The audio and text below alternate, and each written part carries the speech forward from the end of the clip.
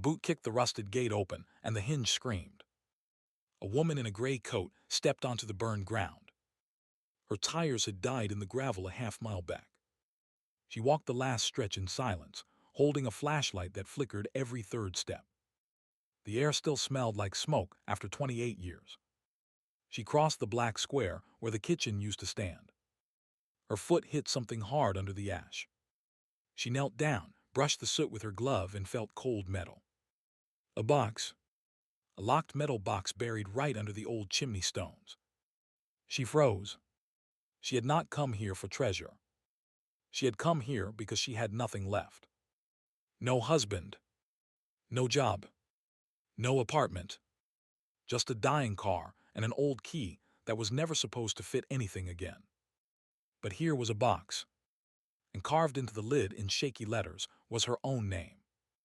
Her name was Hannah, and the man who had buried this box had been dead for 28 years. Stay with me on this one. She sat back on her heels in the cold ash. The wind moved across the empty field and lifted a thin gray dust around her boots. She did not open the box yet. She just stared at it. The Honda behind her ticked as the engine cooled. It had carried her 400 miles from a city that had spit her out. 48 hours earlier, she had been signing the last paper at the bank. The clerk had not even looked up. He had slid the page across the counter, tapped a line with a pen, and said, "Sign here, please."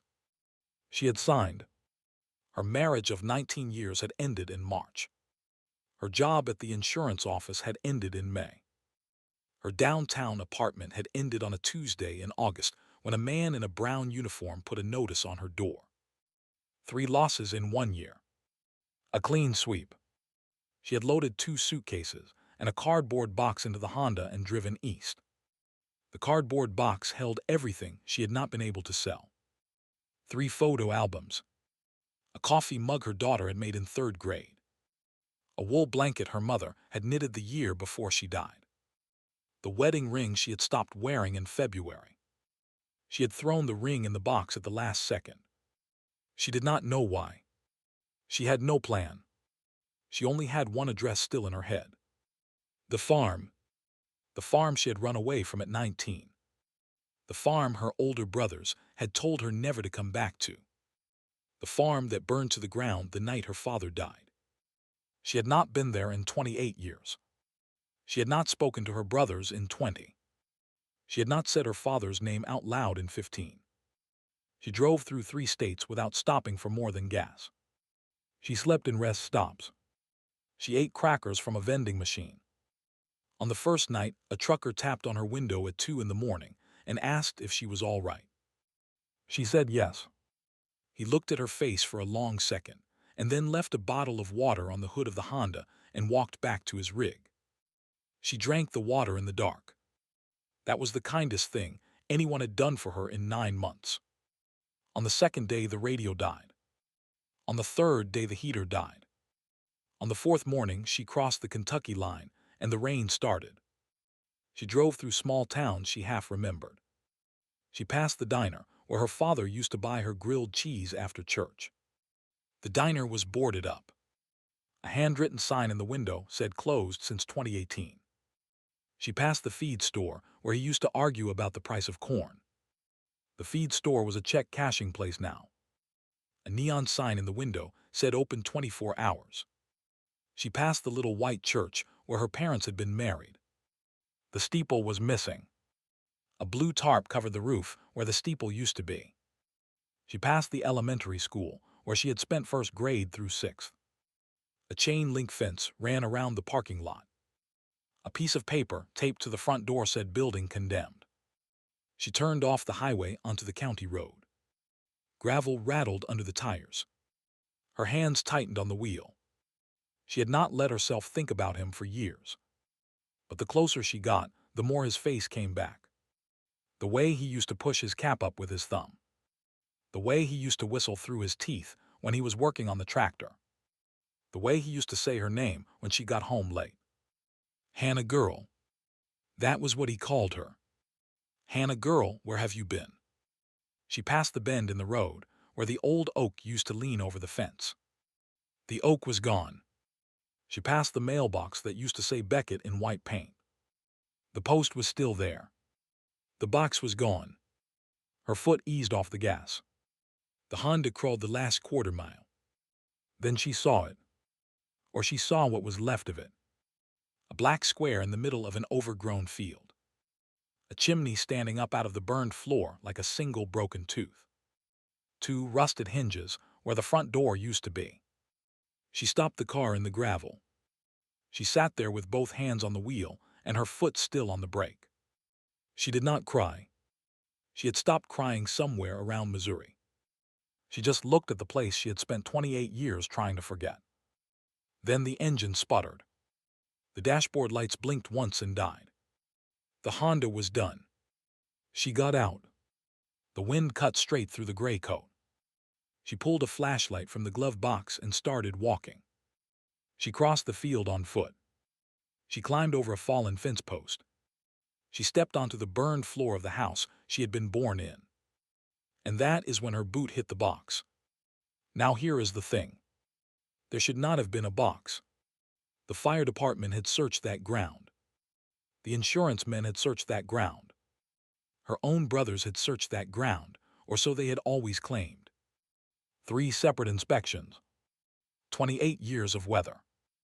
Nobody had ever mentioned a sealed metal box under the chimney. She knelt in the soot and pried the lid with the edge of a quarter. The lid would not move. There was a small padlock on the front. The padlock was rusted to powder. She hit it once with a chunk of brick. The lock fell apart in her hand. She lifted the lid. Inside were 3 things. A folded sheet of yellow paper, a small black notebook, and a key. The key was brass and old, and shaped like nothing she had ever seen in a hardware store. She picked up the yellow paper first. Her hands started shaking before she had even unfolded it. She knew the handwriting on the outside.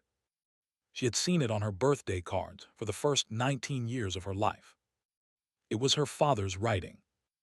It was shaky. It was rushed. But it was his. Hannah girl, the letter began. If you are reading this, then you came back. I knew you would. I told them you would. I am writing this in the kitchen on a Tuesday night. I do not have much time. Your brothers are coming back tomorrow morning. Hannah, listen to me. The fire is not going to be an accident. I want you to hear me say it now, so when they tell you the story later, you will know the truth. It is not going to be an accident. Her breath stopped. She read the line 3 times. The wind moved across the burned floor and lifted the corner of the paper. She pressed it flat with her palm. She read on. There is money buried on this land. A lot of it. Almost $2 million. It is not from anything bad. It is from the sale of the back 40 acres in 1996. I never put it in the bank because I did not trust the bank, and I did not trust your brothers either. Your brothers know about the money. They have been waiting for me to die so they can dig it up. I have moved it 3 times in the last 2 years. They have not found it yet. If you are reading this, I am dead. And the fire was not an accident. The notebook will tell you where the money is. The key will open the door it is behind. Do not trust your brothers, Hannah girl. Do not call them. Do not tell them you are here. I am sorry. I am sorry I could not protect you better. I love you. Daddy. She sat down on the burned floor. The paper trembled in her hands. Her father had known. He had known the fire was coming. He had known he was going to die. And he had left this for her. Not for the brothers. For her. The youngest. The one they had blamed for everything. She wiped her face with the back of her glove. She did not realize she had been crying until the soot smeared. Then she heard tires on the gravel road. A truck was coming. Headlights were sweeping the trees at the bend. She shoved the letter back into the box. She grabbed the notebook and the key. She closed the lid. She pushed the box back under the chimney stones and kicked ash over the top. She stood up. She slid the notebook into the inside pocket of the gray coat. She slid the key into her jeans. The truck rounded the last curve. A big black pickup. New tires. A row of yellow fog lights across the top. It rolled to a stop 10 feet from the burned house. Two men got out. Both of them tall. Both of them in their 50s. Both of them wearing the same kind of brown work jacket their father used to wear. Her brothers, Wesley and Carl. She had not seen their faces in 20 years. Wesley was thicker now, heavy across the shoulders, a short gray beard, a flashlight in his hand the size of a club. Carl was thinner, hard cheekbones, a small scar over his left eye that she did not remember, a rifle in a soft case slung over his shoulder. They walked across the field toward her. They did not hurry. They did not call her name. They just walked. Wesley spoke first. "Hannah," he said, "what in the hell are you doing here?" She did not answer right away. She put her hands in the pockets of the coat. She kept her fingers wrapped around the key. She made her voice flat. "The car broke down," she said. "I was going to walk to the highway." Wesley stopped 6 feet in front of her. Carl stopped a step behind him. Wesley looked at the Honda. Then he looked at the burned floor. Then he looked at her. "You came a long way," he said, "for a broken-down car." She shrugged. "I did not know where else to go." Wesley nodded slowly. He looked at Carl. Carl did not look back. Carl was looking at the chimney stones behind her, right at the spot where the box was buried. Wesley turned back to her. "You should not be here," he said. "This land is not yours. We sold the title to developer last spring. They are tearing the chimney down in 2 weeks." She did not answer. She just looked at him. Wesley's eyes did not blink. 2 weeks. 2 weeks until the chimney came down. 2 weeks until anyone digging under it would find the box she had just dug up. She understood then. They had not come here because they saw her car. They had come here because they always came here. They had been watching this ground. Carl shifted his weight. The rifle case slid a little on his shoulder. Wesley put his hand on her arm.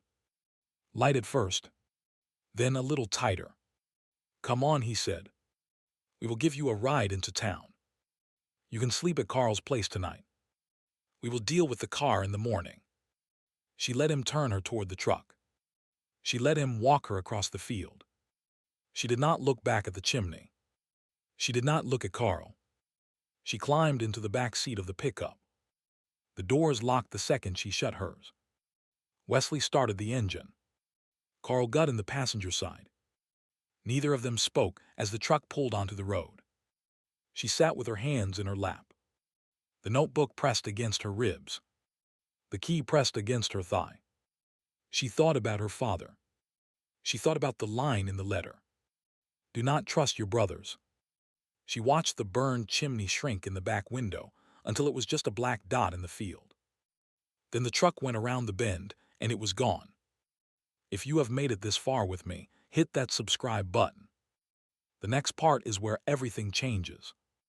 Carl's place was a single wide trailer at the end of a dirt road 3 miles past the farm. A single porch light burned over the door. A dog chained to a tree barked once and stopped. Wesley parked. Nobody got out for a moment. Then Wesley turned around in the driver's seat. He looked at her over the headrest. "Hannah," he said, "what did you find out there?" Her stomach dropped. "Nothing," she said. "I did not find anything. I told you. The car broke down." Wesley smiled.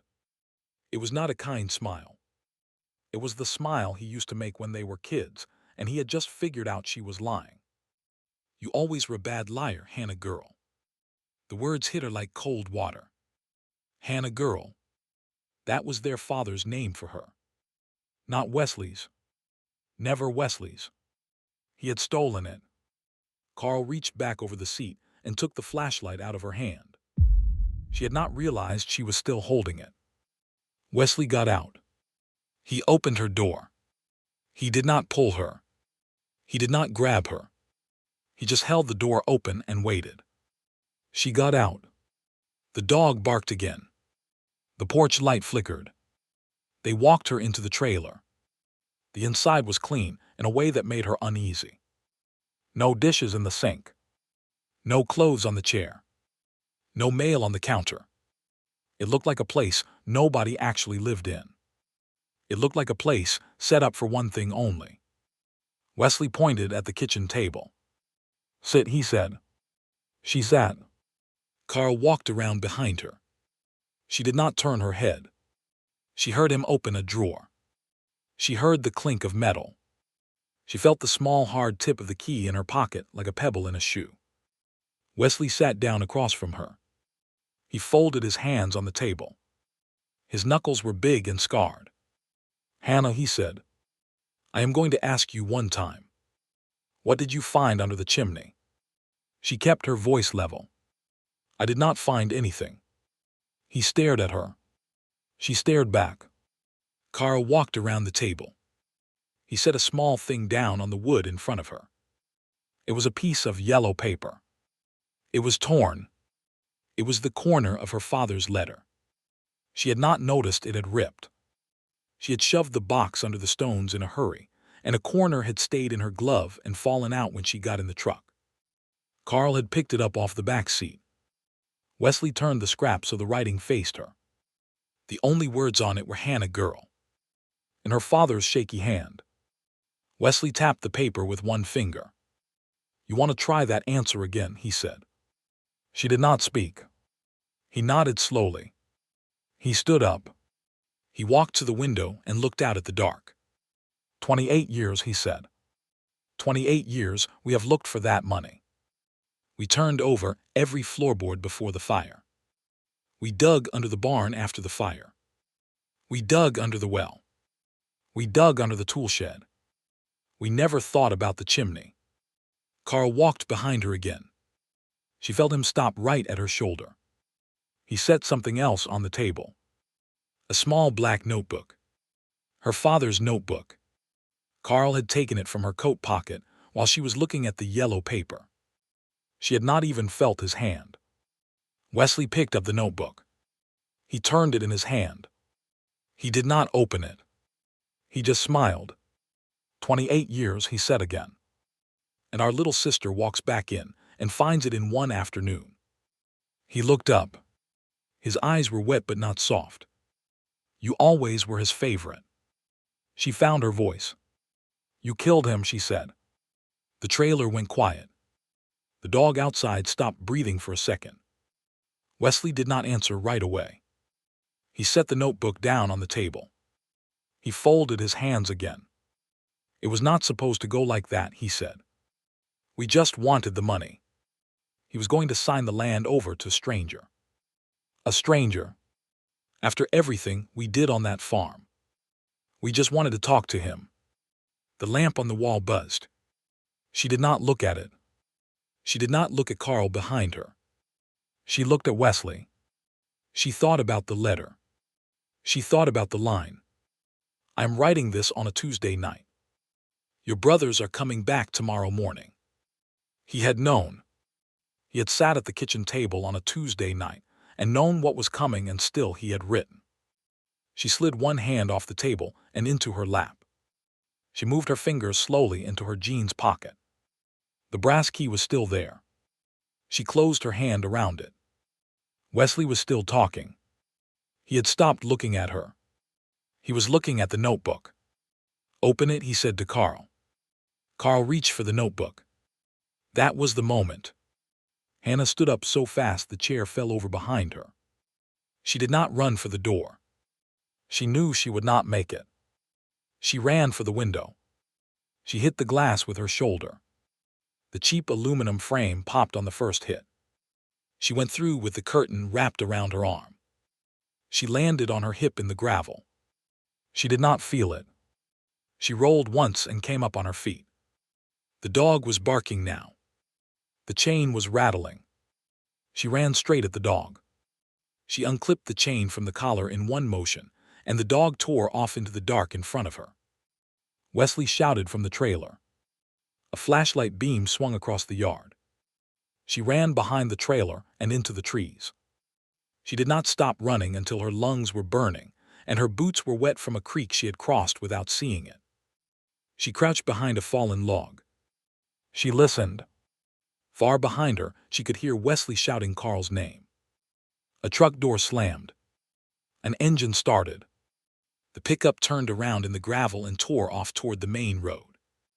They thought she was running for the highway. She let them think it. She waited 15 minutes. Then she stood up and walked the other way. Back toward the farm. She walked through the woods. She kept the creek on her right. She had played in these woods as a child. Her father had taught her how to walk a tree line without making noise. Heel first. Roll the foot. Never break a stick. She came out of the trees behind the burned house just before dawn. The sky over the field was the color of old paper. The chimney stood in the middle like a black finger. She crossed the field. She knelt at the chimney stones. She brushed the ash away. She pulled the metal box out. The notebook was gone. Wesley had it, but the key was still in her pocket. And inside the box, beneath where the notebook had been, there was a small folded square of yellow paper she had not noticed the first time. She unfolded it with shaking fingers. It was a hand-drawn map. Her father had drawn the same map twice. Once in the notebook, where her brothers would find it, and once underneath, where only someone who came back twice would look. The map showed the farm. It showed the burned house. It showed the chimney. A line ran from the chimney through the field and into the woods. It ended at a small square marked with one word. Smokehouse. The old smokehouse. The little stone building at the back of the property. Half collapsed. Forgotten by everyone. She stood up. She walked across the field. She crossed the line of trees. She found the smokehouse exactly where she remembered it. Stone walls. Half a roof. A wooden door so rotten it crumbled when she pushed it. Inside, the floor was packed dirt. In the back wall, low to the ground, was a small iron door no bigger than a dinner plate. An old smoke vent. It had a brass keyhole. She knelt down. She put the brass key in the hole. It turned on the first try. The little iron door swung open. Inside was a metal canister. Inside the canister, wrapped in oilcloth, was a stack of bank bonds. Bearer bonds. The kind you could still cash in the 90s. The kind a careful man could turn into almost $2 million across a few quiet trips to a few quiet banks. She did not count them. She knew. She closed the canister. She put it inside her coat. She walked back across the field. The sun was coming up over the tree line. The chimney threw a long, thin shadow across the burned floor. She stood there for a long minute. She thought about her father at the kitchen table on a Tuesday night, writing as fast as his hand could move, hiding two things in two places because he knew his sons. She thought about her brothers tearing up that notebook page by page in the trailer right now, looking for an X that was not there. She walked out to the road. She did not go back to the Honda. She turned the other way and walked 4 miles to a gas station that had a pay phone bolted to the side of the building.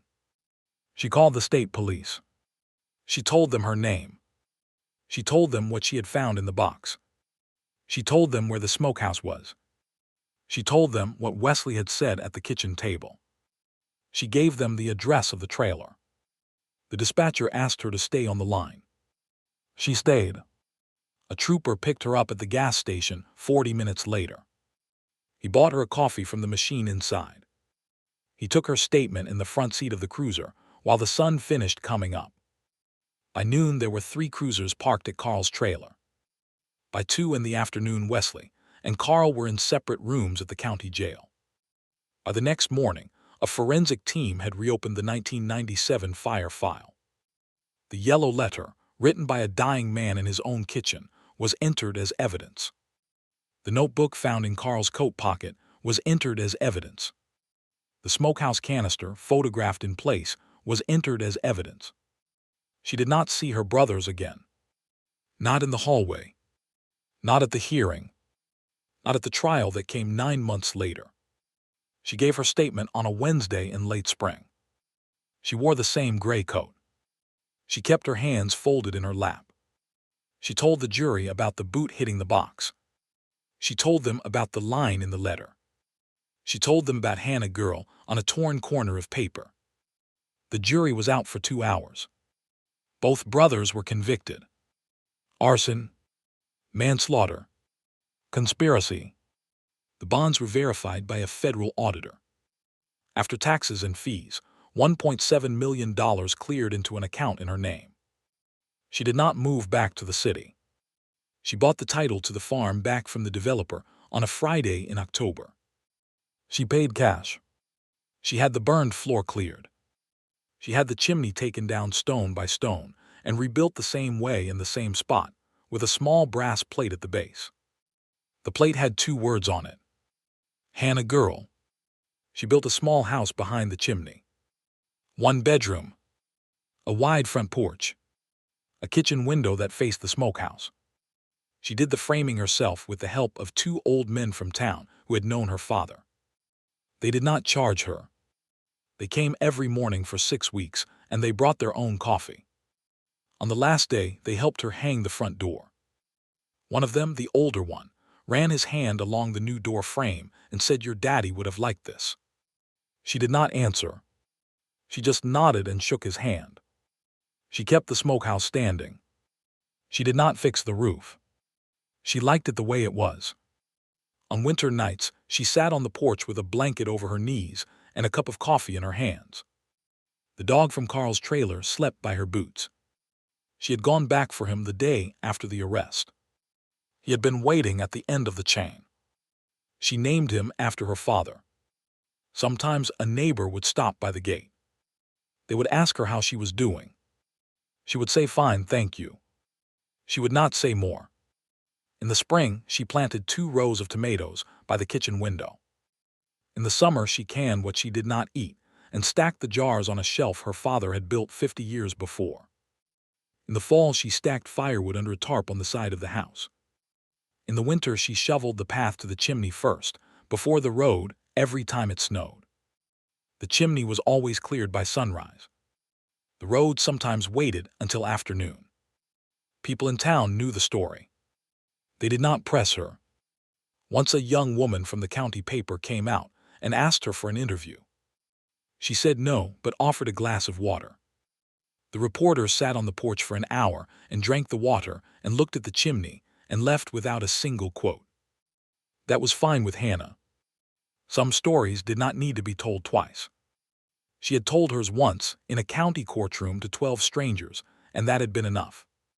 She used some of the money to pay off the debts her father had carried in silence for the last 10 years of his life.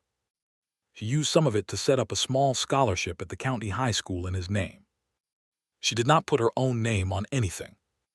She kept the rest in a quiet account and lived simply. A new coat every other winter. A used pickup the 3rd year. Not much else. On the anniversary of the fire, every year, she walked out to the smokehouse at dawn. She did not bring flowers. She did not bring a candle. She just stood there with her hands in her pockets and waited until the sun came up over the trees. Then she walked back to the porch and made coffee. She had lost a marriage. She had lost a job. She had lost an apartment. She had driven 400 miles in a dying car to a place she had spent 28 years trying to forget. And on a cold afternoon on a burned floor, under a chimney that should not have been hiding anything, her boot had hit a box. And the man who had buried that box 28 years before had written her name on the lid. Because he knew.